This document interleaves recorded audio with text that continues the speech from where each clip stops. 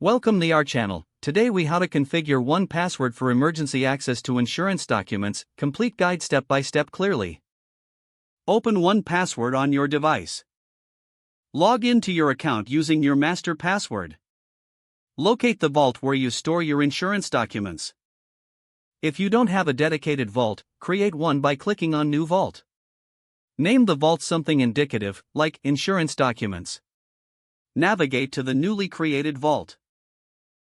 Add your insurance documents by clicking on New Item. Select the appropriate item type, such as document or secure note. Upload the insurance documents you want to store. Save the changes to ensure the documents are securely saved. Now, go to the Settings section in your 1Password account. Find the Emergency Access feature. Click on Manage Emergency Access. Specify how you want to notify them in case of an emergency. Set a waiting period for the access request approval. Confirm the recipient's access by sending the request. Review the details of the emergency access configuration. Return to your vault to ensure all documents are accounted for. Test out the process by sending a mock request to your emergency contact. Double-check that all insurance documents are easy to locate. Understand the implications of granting emergency access. Make a plan for regular updates to your documents and access settings. Ensure your emergency contact is aware of their role.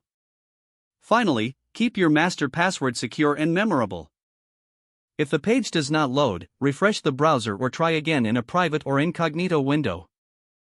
Make sure you are using the correct email address, then retype it carefully to avoid small typos. If your password is not accepted, use the reset option and create a new strong password you can remember. Check your spam folder for verification or security emails, then complete any requested confirmation steps. Enable two-factor authentication if available to improve account security and reduce unauthorized access risk. After signing in, review your profile details so your contact information and settings are accurate and current. If you see an error message, note it down and try again after restarting your device and internet connection.